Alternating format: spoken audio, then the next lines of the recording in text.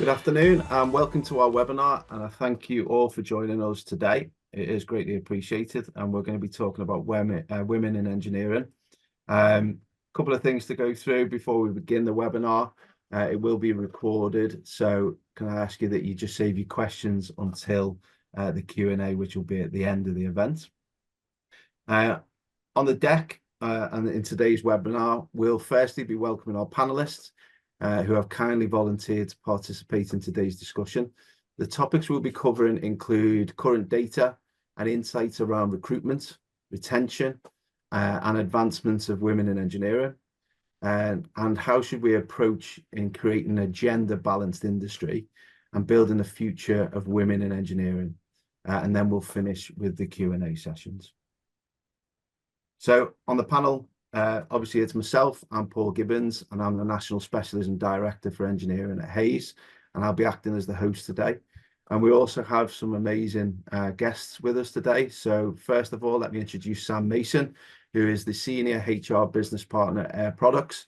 I've known Sam for an awful long time, but Sam has over a decade experience in HR and is an expert in optimization. She's been a key point of contact, certainly for me and for many others across the years and the world of HR, coordinating and efficiently mastering the workforce matrices. Sam's diligence and resourcefulness has helped shape operations and businesses and their capabilities. I'd like to welcome John Excel. Thank you very much for joining us, John. John's the editor and publisher of the Engineering magazine. John has been passionate. I've had many communications about championing and the more important role that engineers play in manufacturing. He's been reporting on the latest engineering technologies for obviously more than 2 decades, and having an intimate knowledge of obviously the sector, familiarities, and their development over the years of experience. We've got Laura Sheaves, who's a member of the WES board. So thank you very much for joining us today.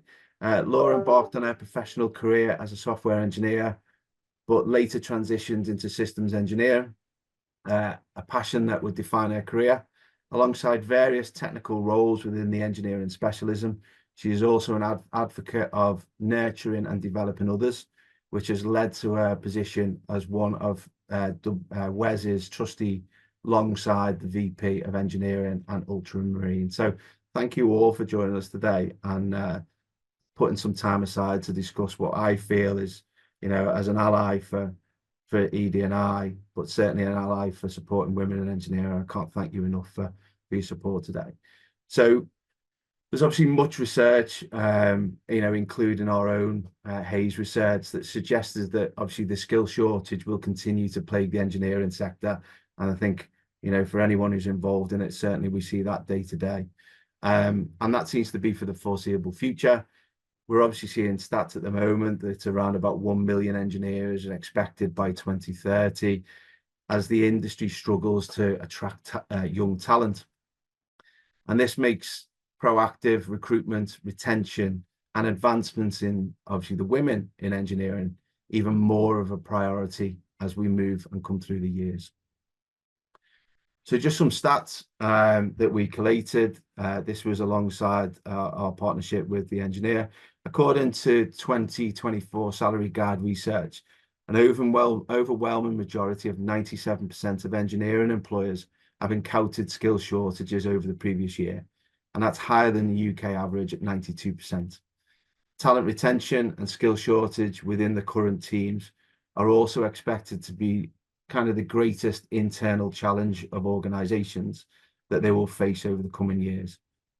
As a result of these challenges, more organisations are realising that they can't afford not to draw on diverse talent, educating, supporting, and encouraging female students to pursue STEM careers.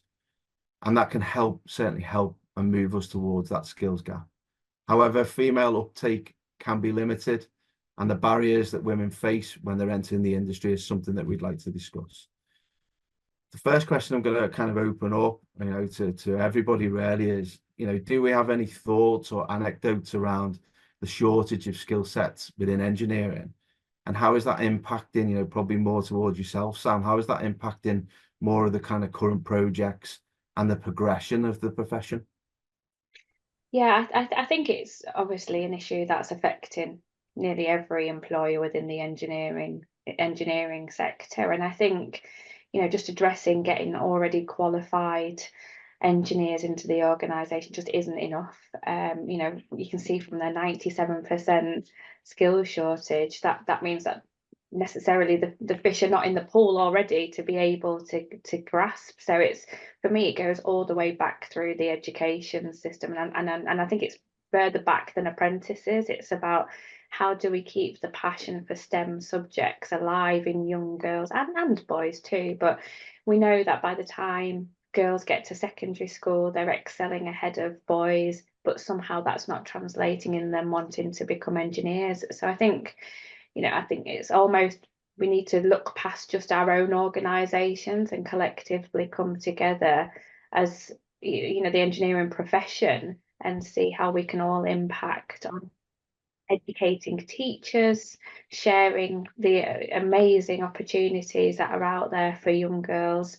It's not just about putting a boiler suit on, and there are so many more professions, and break down those stereotypes that still, unfortunately, I think exist in young people's minds, and educating the educators of Yeah. what real opportunities are out there to keep that passion and desire for STEM subjects alive into A levels, apprenticeships to build the available talent pool for the Yeah. future.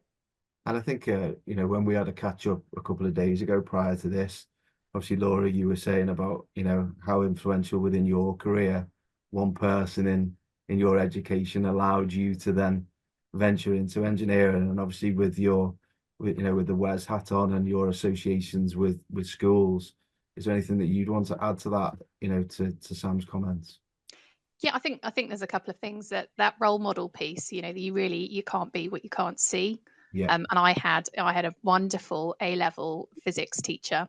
So I was already sort of on that path, but I was the only female in that class. Mm. But having that conversation with her, seeing what she was doing, and her giving me sort of additional experiences and opportunities really helped me in Mm. that. And that is, 25 years ago, and I still remember and I still share that. And lots of people in the industry, lots of females in the industry also have that, whether Mm. it's a parent or somebody they knew got them interested in engineering. So having that role model piece, Mm. I think is absolutely vital. Mm. And now I'm in that position, I feel that responsibility as well. And I know a lot of women and people from diverse groups feel that responsibility as well, to then go and do more STEM and be that role model. Mm. I was only in the last few years I've got comfortable calling myself a role model, but I Yeah. am. And I Yeah. need to use that and, sort of help perpetuate that virtuous cycle rather than, I think, the more vicious cycle that we have at the moment. Yeah, I think I've certainly seen it. I was a trustee of the university training colleges, and you'd see all these amazing talent that come through, and I've got the support mechanisms and everything else, but they were in a technical college. That was the norm. Whereas I think obviously even for me, it goes below that and goes more to the primary schools and educating, as you said there, Sam, educating the educators. What does a career in engineering look like? Is the stereotypes, what is the standard stereotypes that you see? I've been quite lucky over the years to work with some amazing women in engineering that, you know, so yeah, I think there's a whole lot, and we're certainly not going to get the answers today, but I think just shedding some light on that I think is really important. So that's great. So next slide, please, if you don't mind. So prioritizing diversity, equality, and inclusion not only improves businesses, we've seen that, and we speak to clients all the time, but it also enhances the employee engagement and overall work culture. According to the survey that we conducted with the Engineer with John support, 62% believe that their organisations proactively taking action to attract more diverse talent. Um, I've seen, various different things, within Hayes, we have various different models, but I suppose, have you seen anything, John, from your side in regards to any actions that you've seen maybe across the clients, maybe across the industry, where they are looking at, trying to focus on attracting and retention of talent within DE&I, and certainly within women in engineering? Yeah, I mean, yeah, it'd be interesting to know really what these organisations think that they're doing. You know, what the proactive action that they're taking actually is. Because I mean, the sense that I get is that a lot of organisations talk about the importance of diversity and think that they're doing the right things, and often they're not. Often it is a kind of a bit of a box ticking exercise. And I think there are lots of things. There are lots of things that organisations can do to really move the dial. There was an interesting report out this week from the Royal Academy of Engineering called the EDI Engine Report, and that really focuses in on the sort of business benefits of diversity, and shows how sort of prioritising EDI can sort of help drive success. And that makes a lot of kind of really kind of solid recommendations about things that organisations should be doing and the measures that they should be taking, and the measures that some organisations are taking that are working. So, you know, it's all about embedding EDI in the culture of the organisation, and really taking a very, very proactive approach to addressing bias, addressing discrimination, celebrating differences, and also using data to understand where you are and measure the progress that you're making. And I do see lots of examples of organizations doing those things. I also see lots of examples of organizations who think they're doing stuff but aren't. Yeah, I think I've certainly seen that, and we'll go through some data as well on the next slide. But what I've certainly seen is, I want to do it, but then when you look at the total workforces and the apprenticeships that are offered, normally the apprenticeship numbers are really, really low in comparison to the overall employees that they will make. And then, you certainly look at it, and we don't have a silver bullet. I think every conversation or webinar I do is not having a silver bullet, but it's more a case of putting those options out there and making sure that there is opportunity. There's some questions that we've already had on this webinar about how can people 16 to 18 successfully gain apprenticeships. If we're doing the right things and we're putting these opportunities out there, it should be a far easier journey for them. But it seems to be still that stopgap on they want to, but is there opportunity there? And I think it's getting that balance as well. So that's really important. So next slide, if you don't mind. And this kind of goes through, again, kind of really bolts into what you were saying there, John, about reviewing and capturing data. For employers, capturing data and reviewing, key data metrics is something that really does help kind of work out the workforce demographics, the hiring process, attrition rates, etc., etc. And it'll certainly help them identify kind of strategies where they need to implement to increase diversity and representation. But according to the survey that we've done with the engineer, employers are taking a range of steps to attract diverse candidates in a variety of backgrounds, including and offering flexible working. Again, that seems to be more of a across the board. Are we offering flexible workers to returnees? Again, I think that's another question. Women who've taken maternity and that transition back into work, I don't think that is probably taken into account. But certainly offering flexible working, that was 60%. Offering remote working and access to more diverse talent, and that certainly opened up that geographical locations at 30%. Analysing job applications and looking at the data to understand which adverts and channels are producing the most diverse mix of applicants, which is up to 24%. But I suppose the bigger question really is, I think we've kind of tapped on this, is do we think that enough action's been taken to have a real positive effect? I'll throw it out there, I don't think we are. I think we're making steps, but I don't think we're doing anywhere near what we should be doing. I'd agree with that, Paul. And I think looking at the picture from a holistic point of view as well. So we talk about organisations putting in place more enhanced maternity leave policies, for example, to retain key female talent. But we know, unfortunately, the engineering sector is still very predominantly male dominated. So what are we doing to support our male employees with more enhanced paternity leave, for example, so it could encourage females to be in the sector, because dad can be at home looking after the child as well. You know, I think we're at that point in society today where equality is improving generally within the world, and more females are becoming breadwinners, having successful careers, but then their careers take a bit of a pause when they go off to have babies, and that childcare provision is so expensive today that then not everybody can afford the luxury of almost being at work. You work to pay for the childcare, and unfortunately that burden still seems to fall predominantly on females, because not all male employers have got the support infrastructure in place to support enhanced paternity leave, for example. So I think for me it's about not looking through a single lens of almost being discriminatory in trying to not be discriminatory by only offering female friendly benefits. It should be family friendly benefits that are available to everybody, encouraging shared paternity leaves that mum can maybe go back to work sooner, and other things that are now, you know, equality of accessibility of being in work or being at home and sharing those burdens. Yeah, no, perfect. Not that children are burdens.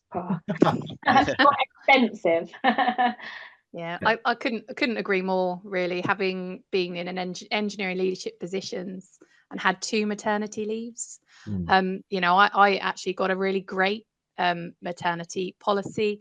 My husband did not. So there was definitely more pressure on me to sort of take the maternity, but then go back to work. And I think there is flexible working, but that transition, you know, I'd been working full time for a large number of years, to then go off and have 6 months off was amazing. But then coming back to work, I think that we're doing sort of this much, but in terms of support, and anybody who's sort of done that transition, it's hard to work, you know, 100%, then have your focus of your children, and then go back to work.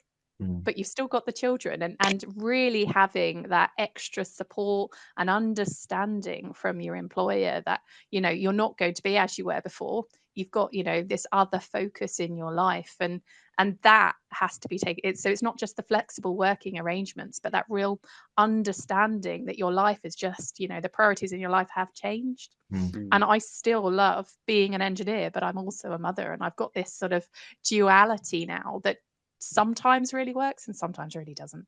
Yeah, it's the same, you know, but it goes back to that point. There's not a silver bullet. We've got to support the younger generations. We've got to support, obviously, people who are currently having that career. And I think you hit the nail on the head there, Sam. It's having, you know, certainly from a HR perspective, is having policies that allow people to flex when they need to, and, you know, outside, you know, children and everything else, but then still be able to come back and have, you know, you tapped on it there, Laura, about that transition from going from being a mother and that being your main priority to then going into industry again, and, you know, getting you to the point where you feel comfortable and getting that balance. But you still would never get that balance, because things are going to happen, aren't they?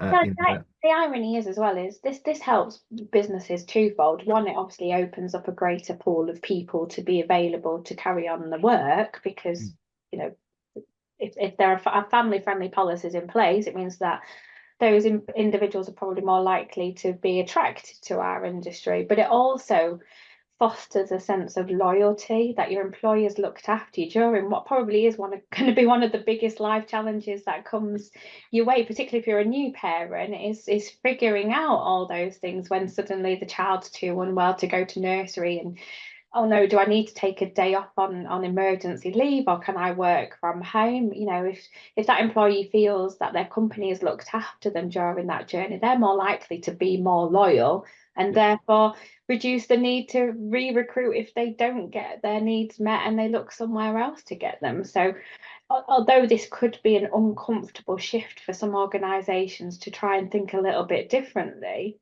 from a bottom line point of view, it should pay dividends far more than the cost of implementing such new kind of procedures. And retaining talents, retaining people that understand your business, you know, everything Did else. anyone see that there was an Engineering UK report that was out again this week? Actually, there's been quite a lot of reports coming out this week to tie in with International Women in Engineering Day. But this report pointed to a slight decline in the number of women working in engineering in the UK, and It was down 1%, wasn't it, or something it like that? was, yeah, and it was that decline was mainly accounted for by a sort of quite a significant dip in women in the sort of 35 to 44 age group.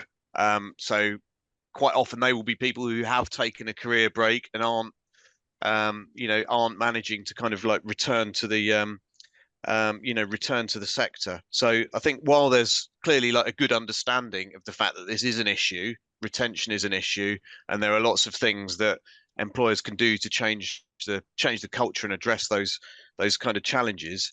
It doesn't the figures don't suggest that we're actually getting to grips with it. I mean, the figures are going backwards. So there's a lot. Yeah, going back to what you said before, Paul. There's a lot more that industry can be doing to try and shift the balance back in the right direction. Yeah, brilliant. So on the next slide, if you don't mind, according to a poll of engineer employers that we recently conducted, skill shortages and talent retention challenges abound. 46% of them are expecting to see a shortage of skill sets over the next 12 months, whilst 45% have encountered difficulties retaining talent, which is what we're speaking about here. Maybe maybe we're not doing enough, and maybe we need to be doing more. Over a third, or 36%, are planning on upskilling their current staff in a bid to address the skill shortages as well.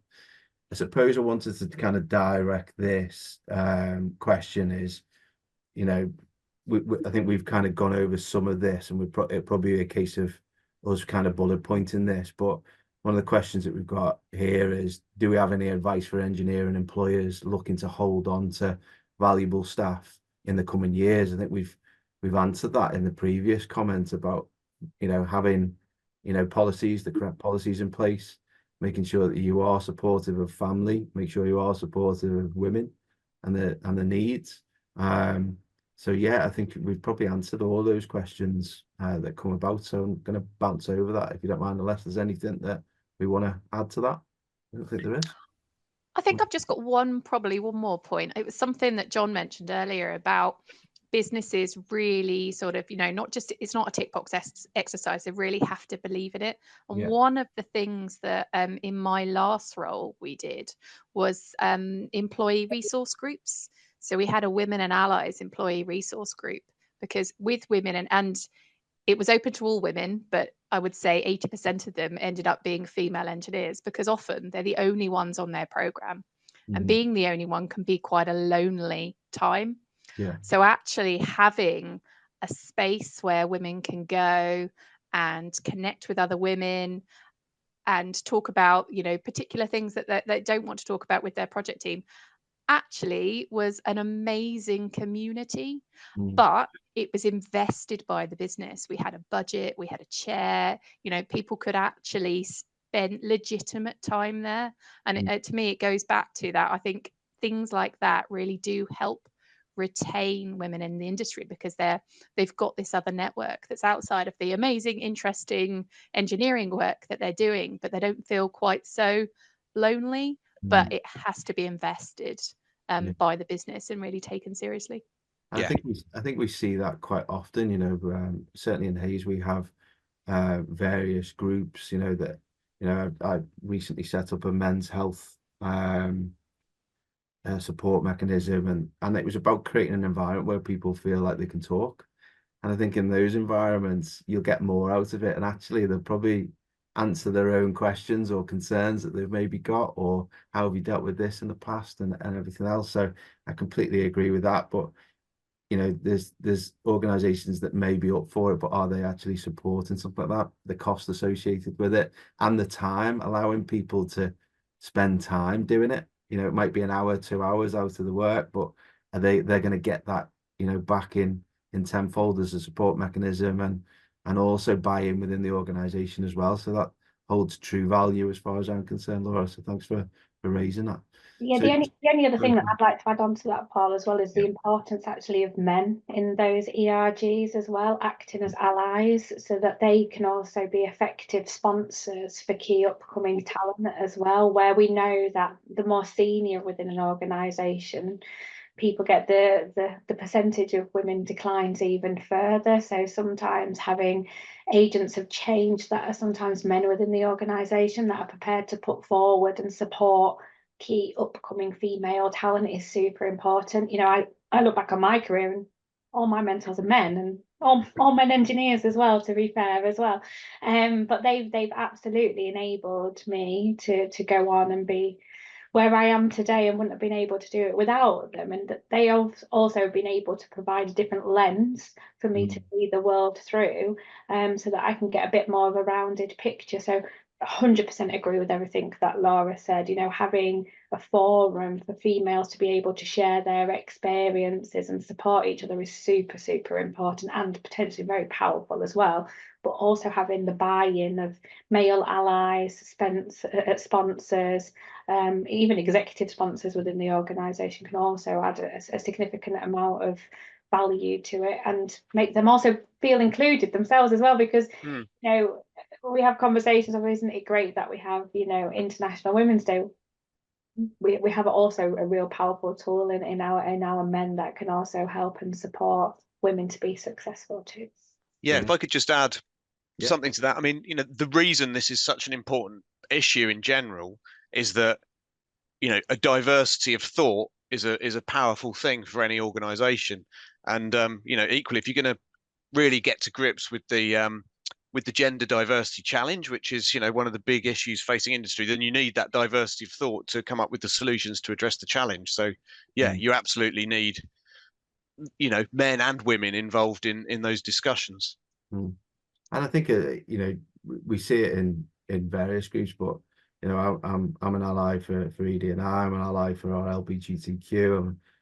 I try and involve myself, because you kind of fail to realize how powerful that can be. You know, as a senior director in Hayes and supporting, you know, I probably do everybody's head in work about talking about women in engineering and talking about diversity. But I'm passionate enough about it that it doesn't bother me. I'll just keep driving it. You know, and I'm the same as you. Role reversal, Sam. I've had fantastic women within my engineering career that have helped and supported what I've done, from both outside the organization and inside. And I think that's what true diversity is. It's having relationships with everybody and learning from everybody, and you can get to a good place. So I really appreciate your input on that. So just the next slide. You know, we mentioned this before, that traditionally it's male dominated, the industry, the sector always has been. It's always been you know, when someone says to me, what do you think about diversity and in engineering, I always think that we like to think that we're doing it, but actually what are we doing? I think that's come across in here. But certainly in recent years, we've seen, you know, somewhat of a change and an overall increase. But John, obviously you just threw a curveball in there about a decrease in women. And according to the data, obviously engineering UK, women currently make up 15.7% of the current engineering workforce, in engineering and technology workforce, which is, when you start to look at those numbers, it's astonishing. Which obviously then when we review the kind of contents and the anecdotes and everything else that come there is positives and negatives to it. Though it represents an increase from 2010, obviously it's demonstrating a gender balance in engineering, but it's obviously far too slow, in my opinion. We're making really slow steps to kind of solve it. But it's a drop since the previous year at 16.5%. And that also represents us with kind of, you know, the truth. You know, are we really looking after the women coming through STEM, coming through the engineering, supporting them all the way through? Facts and figures would suggest that we're not. So just moving on to current state of play. So as it stands, perceived gender inequality within engineering is still rife. According to our survey with the engineer, over a third don't believe that women have an equal opportunity to succeed in their organizations. these impede the progression and prevent women from reaching senior leadership positions, which is incredibly dismissal of the future and how we want to build the future. As it stands, I suppose this question is directed, to everybody, but do we think that women currently have equal opportunities to men in the engineering sector when it comes to career success in engineering?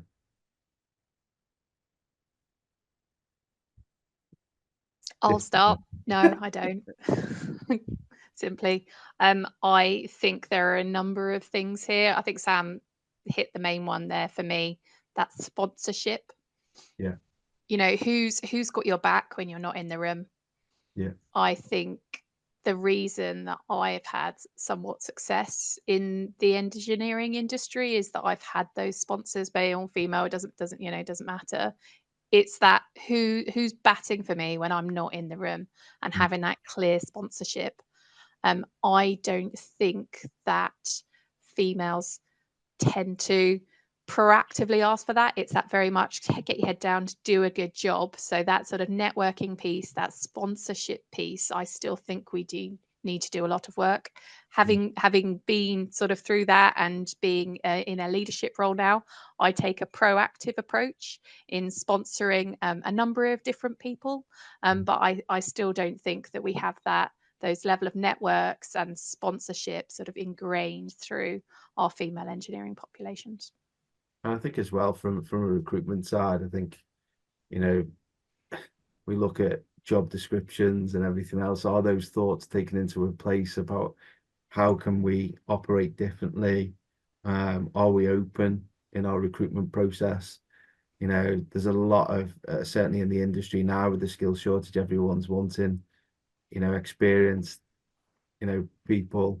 I'm a firm believer that, CVs don't tell you anything. I'd rather interview the person and understand what they're about and what they're after.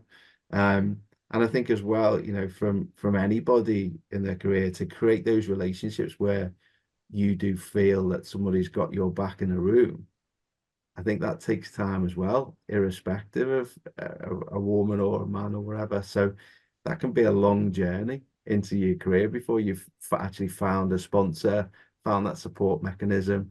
And again, it boils down to, behaviors in businesses, culture in businesses, everything else. So for me, culture plays a huge part, but also the recruitment process, I think, is something that we can look at quite heavily.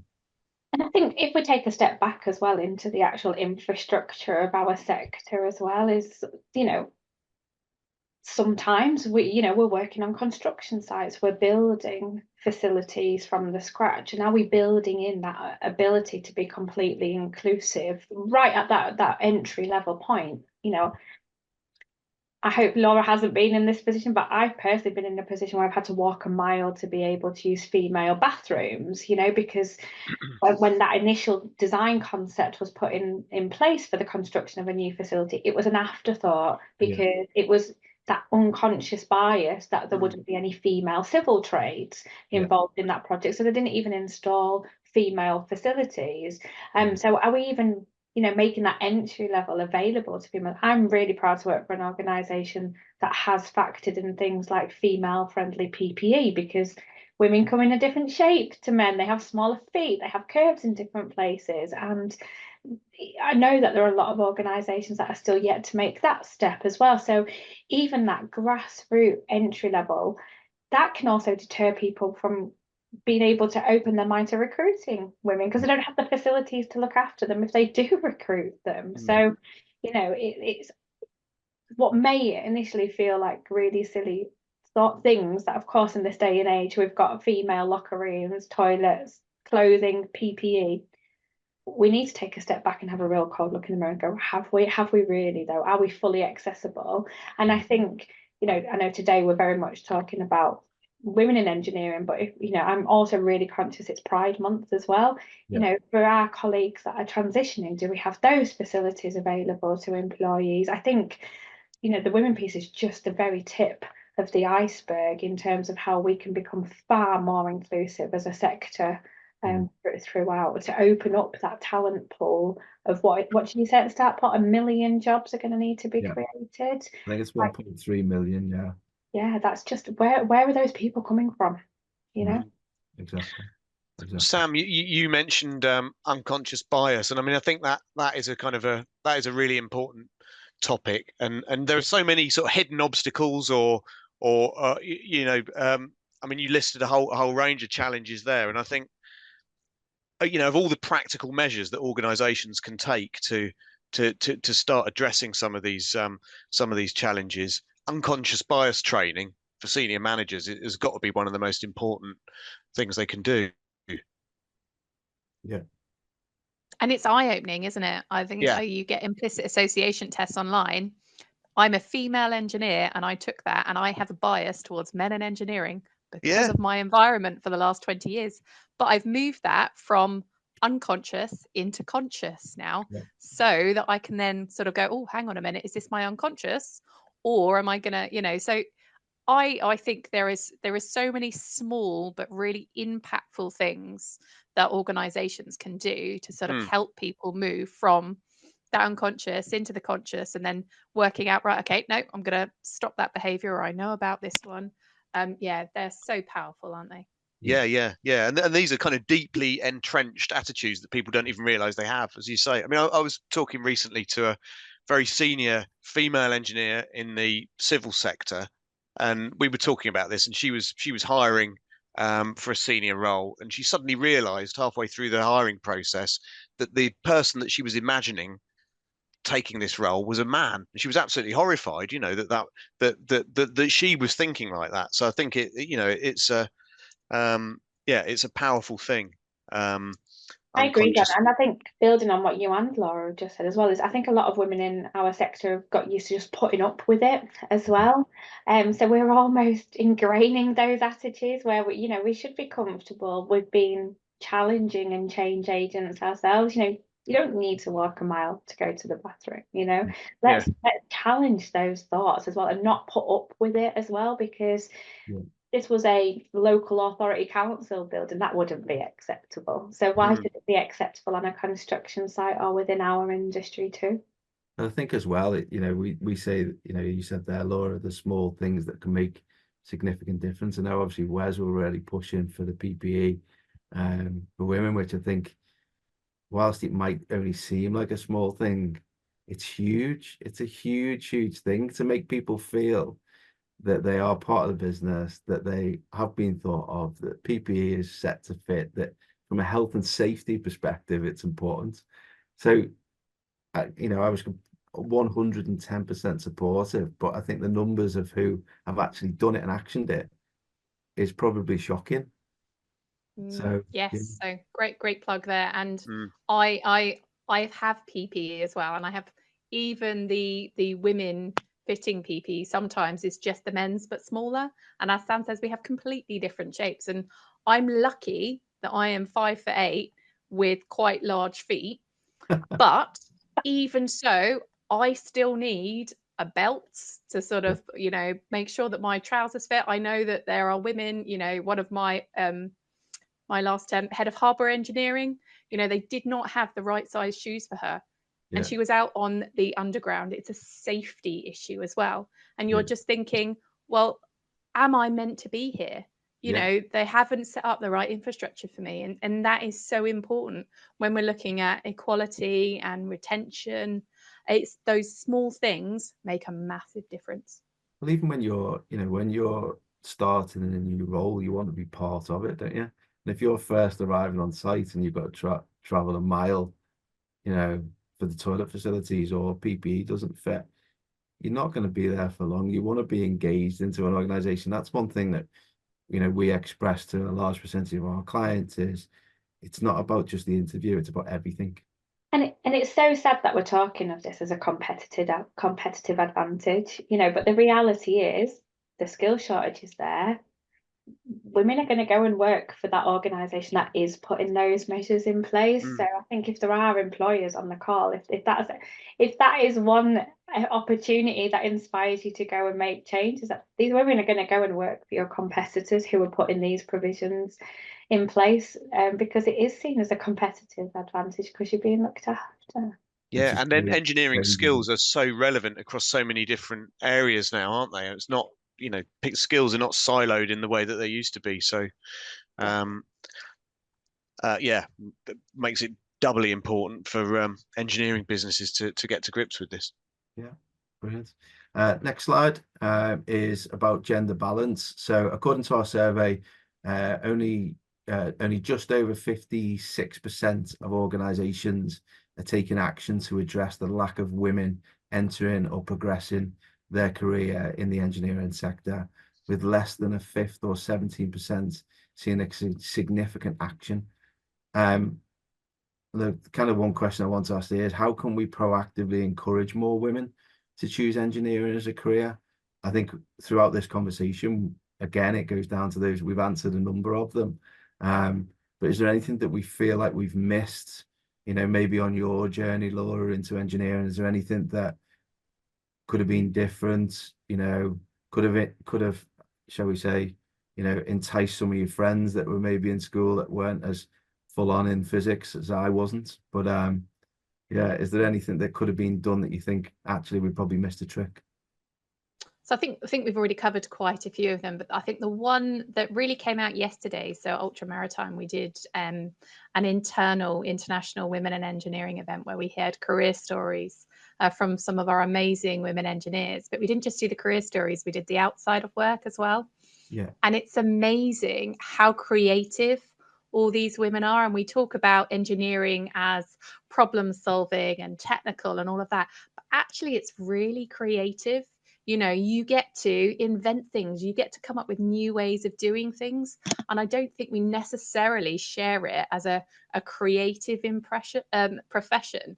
But I think there's definitely something there in terms of, yes, it's not an art, but there is a hell of a lot of creativity that you can do within engineering. So I would add that into all the other great ideas that we've spoken about so far.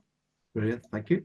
So the next slide is, certainly from our side, equality, gender representation at company board, certainly at senior levels, are seeing, somewhat of a steady progression, I would say.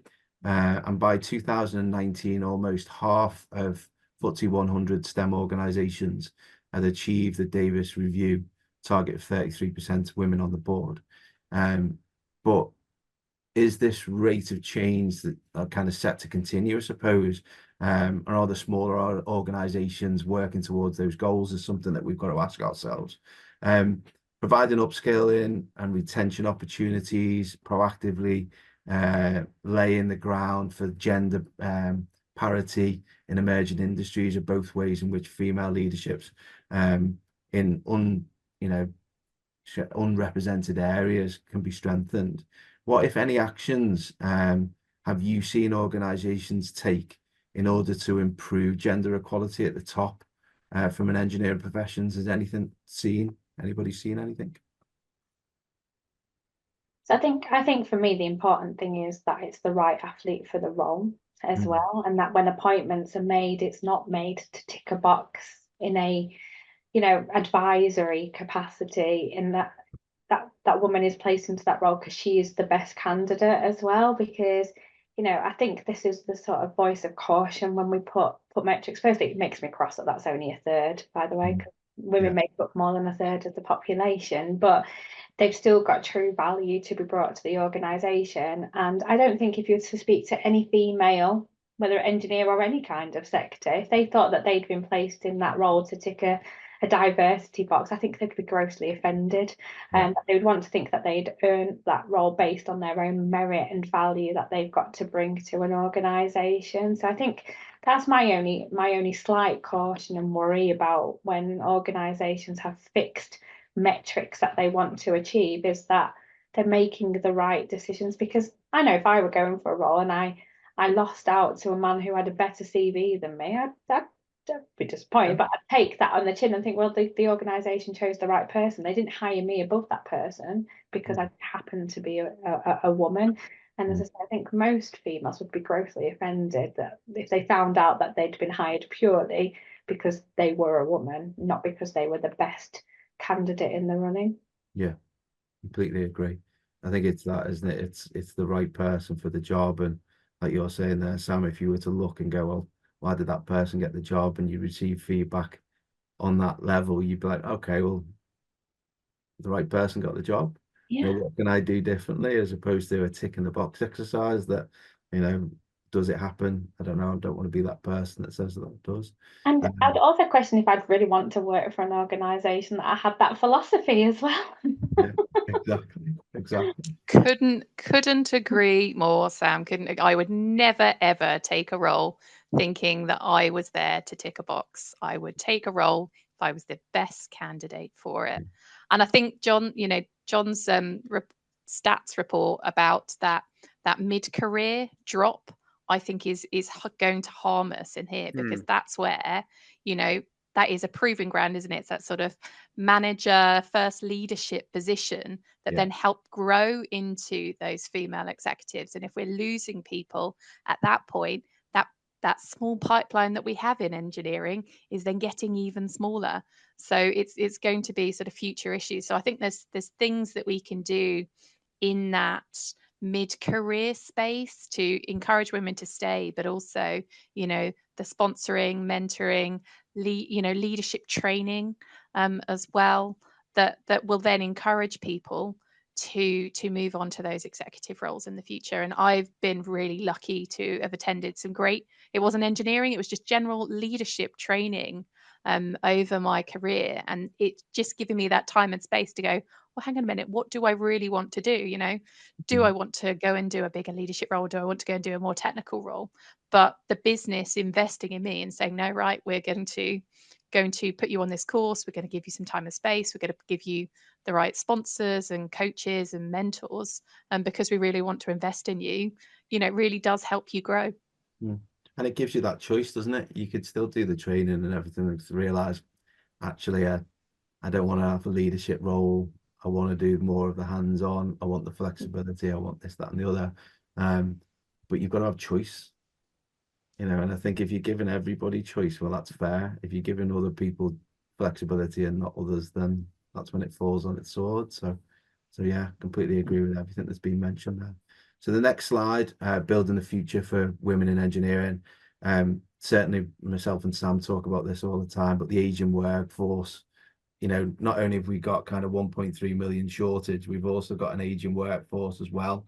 And as that aging workforce, goes into retirement, the skills gap and knowledge that's been collated over that year is really hard to kind of keep hold of. So I think the importance of us educating, supporting, you mentioned this, Laura, about the encouragement, the support, the sponsors of supporting female students when they enter the industry is of paramount importance. Engineering jobs, we're all involved in engineering in one way, shape or another, but engineering jobs for me play a vital role, not only in the future of what we're doing in the world, but the future of women within that world as well. Not only the way in which we can kind of facilitate innovations and the huge return investments they can generate, but I think it's really important that we do look at women as the future of engineering. And that skill gap, if we don't look after the middle sections, the people who are taking those steps, as you said there, Laura, of wanting to jump on that ladder potentially of leadership and mentor roles, if we don't look after that, and we don't look after the STEM at the beginning, and we don't offer that continual support, then we're going to find ourselves unstuck. A couple more stats, and then obviously we'll get to the Q&A. I feel like I've spoken a lot. The next slide, obviously, in regards to making the case for STEM careers. So there's a marked increase in female students sitting STEM subjects in exams, rising from 1.1 to 1.123 in 2019 to 1.159. So a very small increase, but certainly an increase all the same. And it's clear that probably some of the earlier actions from schools can encourage young people to pursue careers in engineering.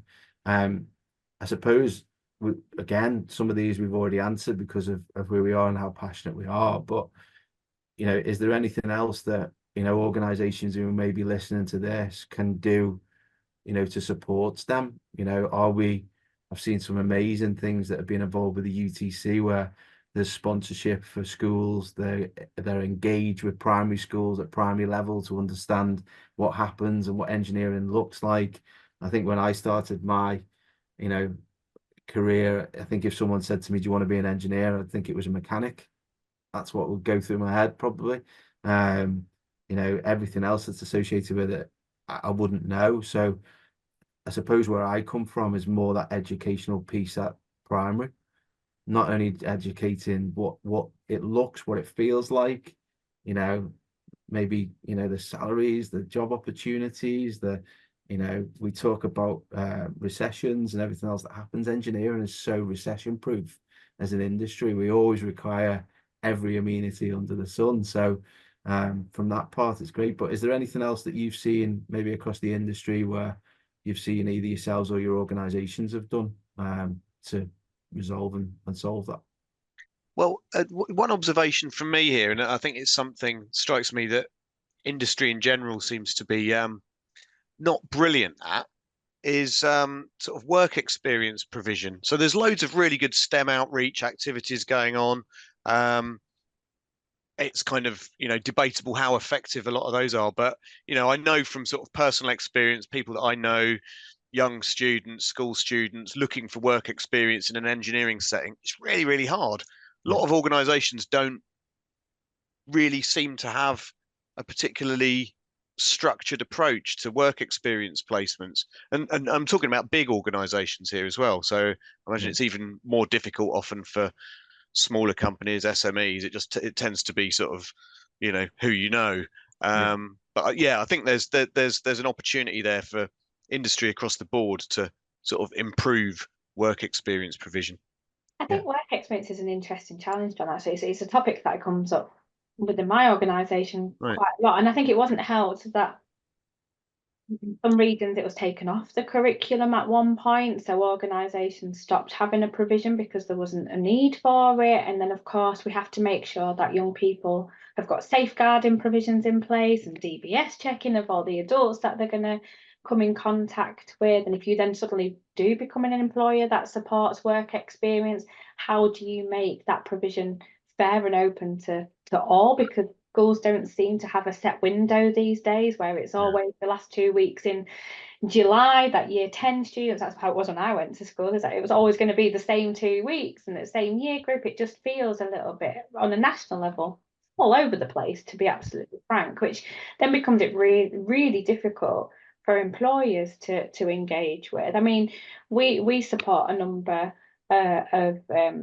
STEM organisations such as the National Careers Challenge, Children Challenge in Industry, and that's where we focused some of our energies into trying to do the community engagement of young people. But again, I think as an organisation, we have to come together to do more. I was telling Paul that I recently attended an event with a local training provider who is pulling together a DI&B working group. And it isn't exclusively within the engineering sector, but it is a predominantly engineering focused training provider.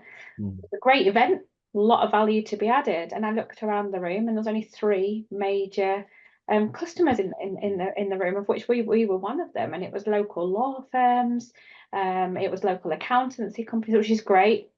It should be inclusive and open to all employers because everybody has a responsibility in this space. But I sat thinking, where are the other customers? Where are the EPC companies? Like, we need to open our eyes and know more. And that if we're turning our backs on these kind of opportunities, the reality is we're turning our back on the future workforce that needs to be in place to build these infrastructure projects. But the crux of it is it costs money. It costs money to release people for the day to educate themselves on what they could be doing more, even though we know the audience, hopefully, of this today are empowered enough to be here to know that it pays dividends. We're preaching to the converted, I would like to think today, is, how can we show the return of investments to organisations that might be a little bit nervous or, at worst case, not interested in this topic, to say it will come back to you if you want to invest, or worse, it won't come back to you because you're not going to have a workforce of the future to go and build these projects and infrastructure that the UK needs moving forward. But as I said right at the beginning, I think it takes a concerted collective effort. It shouldn't matter what organisation that you work for. If we're going to hit that 1.3 million, we almost have to take down the barriers of our own organisations and work together as a collective to help drive through. Brilliant. Well, we've got loads more stats, but I'm just conscious that we've only got 5 more minutes left, and we've had some brilliant questions in. So rather than me rabbit on and provide data, I thought it'd be more beneficial for us to go to the kind of Q&As from the attendees. So there's one that's come over here. How can women make a good impression when starting a career in engineering, postgraduate with a 2-2? Firstly, 2-2 doesn't matter. No, you went to uni, not at all. you got a degree, you came out the other side. So I would say first impression would be believe in yourself from a comment like that, because you've got value to add. Exactly. And I also think we know that women tend to, enter at a lower salary because we don't fight for it enough. The stats are out there that prove that point is believe in your worth. You've obviously gone to university, probably in a male-dominated degree as well. Is just own it, be confident. Don't have that imposter syndrome sat on your shoulder that just because I'm a woman, that doesn't matter. Because you're a woman, you can. So be confident. I think as well, it boils back to what Laura said before as well. If you've got anybody in your family who are engineers, get some mentors, get some support. But yeah, as far as I'm concerned, everyone seems to be, I've got a 2-2 or whatever. Like you just said there, Sam, it doesn't matter. You've gone through university, you've done your qualification. It's now for a business to take you under their wing and support you on your journey. And looking for the right business is really important. I would say don't just jump at the first opportunity. Make sure that you do look at their ED&I policies. Make sure that you do look at, what are the scales of how many women have they got in their organization, and maybe reach out to them and have those conversations. So don't jump at the first opportunity of apprenticeship because it might not be the right one for you. So yeah, appreciate that. So this is probably more directed at you, Laura, just in regards, because you've obviously from an engineering point of view, what advice would you give a 16 to 18-year-old female studying engineering at college on how they can secure an apprenticeship?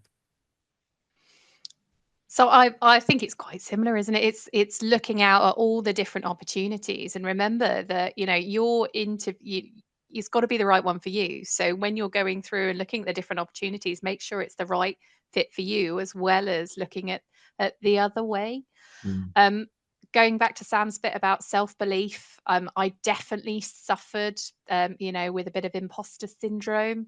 I've decided to not call it imposter syndrome anymore, but call it imposter moment, because it's a moment and it's something new and uncomfortable, and then you get through it, and then you might have another one.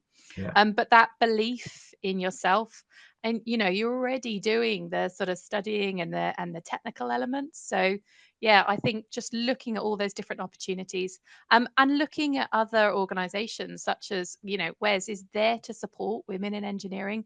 So it's not just that sort of education system. There is a lot of support out there for women in engineering. Brilliant. Excellent. And another question that's come out, any tips? So I assume this is from an employer. Any tips to attract females into plant-based roles? And what are the reasonable blockers for females wanting to join plant-based roles? We undertook an exercise recently where we rewrote our job description for a plant manager and had incredible success as a result of doing that from a more diverse panel.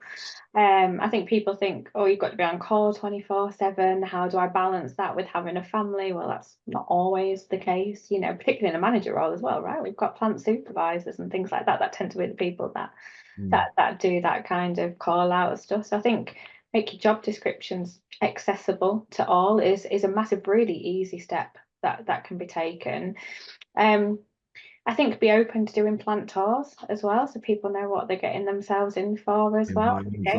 Yeah. A lot of people think, oh, plant manager means that they're out on the plant all the time, and not the case. I sat in a lot of meetings a lot of the time, from my experience anyway. In fact, it's the opposite. They don't want to be on the plan because that normally means there's a problem, right? So I think, yeah, and again, making sure that you've got the fundamental basic facilities in place that support everybody to be able to be on the site regardless of their gender, physical limitations. You know, that doesn't mean to say that they couldn't be a fantastic plant manager. Brilliant. Well, we've got a load more questions, but unfortunately we've run out of time. It's gone so fast. I don't know about everybody else, but because I spoke about it for ages.